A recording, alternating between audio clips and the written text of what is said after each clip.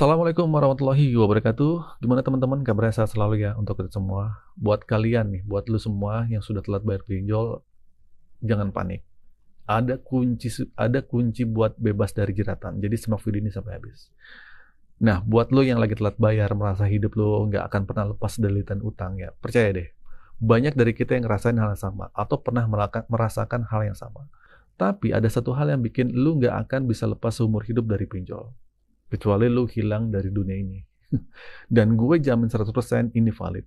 Nah, lu gak akan bisa lepas kalau lu gak ngilangin dan ngindarin beberapa hal ini dari diri lu. Nah, lu tahu nggak, masalah utama yang bikin lu terjerat pinjol itu bukan cuma soal duit yang gak ada. Justru yang paling bahaya itu pikiran lu sendiri. Ya, gue selalu bilang di video-video sebelumnya itu pikiran lu sendiri. Lu lebih sibuk mikirin kapan data lu mau disebar data, kapan DC datang ke rumah. Nama baik lu bakal hancur atau gimana. Padahal seharusnya fokus lu tuh gimana cari duit. Bukan masalah ketakutan hal-hal yang belum tentu kejadian. Coba deh sekarang lu renungin. Saat lu telat bayar, masalahnya kan keuangan. Karena memang nggak ada duit. Mungkin lu di PHK atau baru resign. Tapi yang lu pikirin malah hal yang menakutkan tentang DC. Apa untungnya mikirin itu? Nama baik. Bro, konsep pinjol itu KTA. Kredit tanpa anggunan. Anggunannya apa? Anggunannya itu harga diri lu. Semakin lu takut, semakin gampang DC ngiring lu buat gali lubang tutup lubang. Ya, ingetin kata gue. Nah, gue perhatiin banyak banget orang yang telat bayar pinjol itu bukan nyari uang buat bayar, tapi malah nyari tahu tentang DC. Ini salah jalur, guys. Emang apa sih yang menakutkan dari DC? Nggak ada. Dia manusia, sama-sama makan nasi, keluar berak. Yang bikin lu takut tuh pikiran lu sendiri. Lu yang mikirin, lu yang ketakutan. Gimana mungkin lu bisa lepas dari jeratan ini kalau lu berhadapan langsung sama pikiran lu sendiri?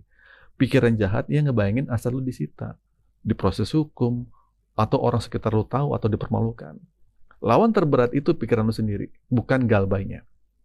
Nah, galbay itu simple, tinggal gak usah bayar udah selesai, ganti nomor silahkan. Tapi balik lagi, kenapa sih lu bisa pinjol? Jawabannya karena lu saat itu nggak punya uang. Atau mungkin lu pengen beli sesuatu, akhirnya ya karena konsumtif lah. Terus juga kenali juga kenapa lu nggak bisa bayar. Karena lu nggak punya duit kan. Berarti masalahnya itu di uang.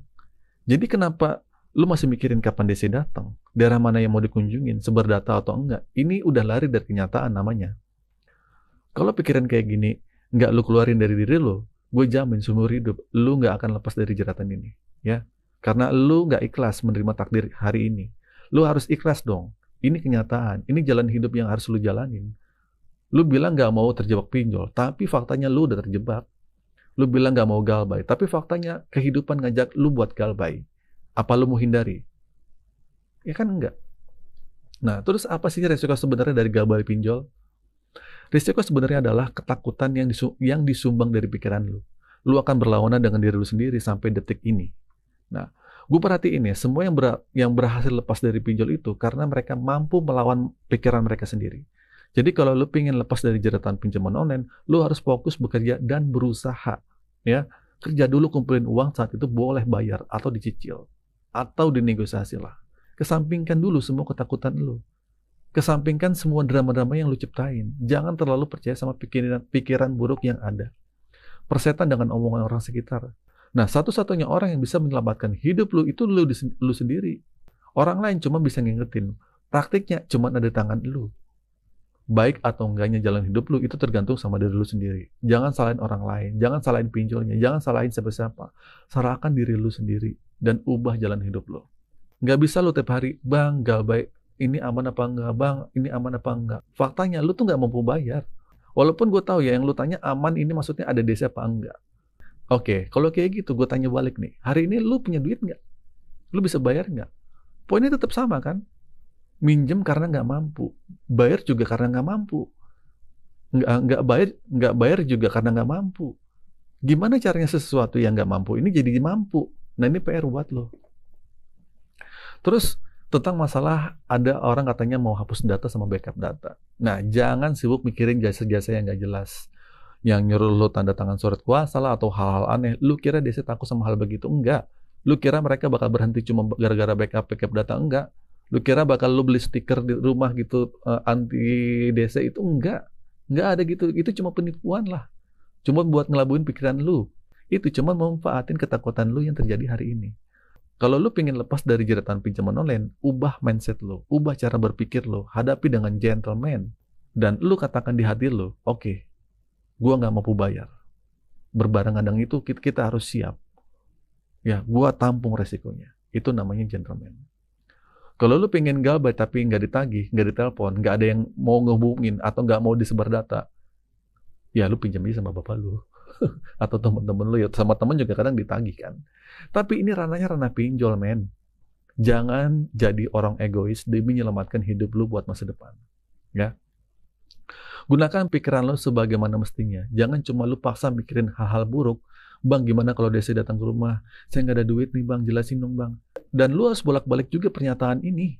Kalau lu bilang gimana seandainya DC datang ke rumah, tiba-tiba dia diteriak-teriakin. Coba kita balik. Kita bisa kok bikin pernyataan yang melatih semangat kita. Ini bisa ngebentuk pikiran positif buat ke depannya.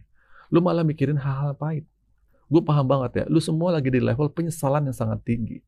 Kebaperan yang sangat tinggi. Tapi nggak gitu juga caranya, men. Kalau lu mau lepas, ubah cara berpikir lo. Satu-satunya kekuatan pinjol itu ada di tangan lo. Di handphone lo.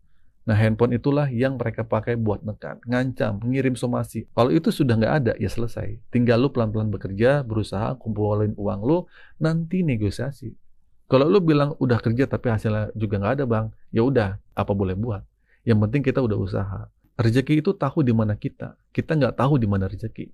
Nah, tugas kita cuma kerja dan berusaha. Berusaha aja nggak wajib berhasil kan, apalagi cuma mikir doang. Jadi kesimpulannya, buat lo yang pengen lepas atau dari pinjol, udah deh putus komunikasi, ganti nomor WhatsApp, email, supaya teror itu nggak ada lagi. Dan paling penting perbaiki jalan pemikiran lo. Lo tetap kerja, lo tetap berusaha, nggak bisa lo cuma berdiam diri, berpikir tanpa melakukan apapun, lo akan jadi orang yang rugi. Oke, itu saja teman-teman video kali ini. Semoga video ini bermanfaat. Akhir kata Desa, Assalamualaikum warahmatullahi wabarakatuh.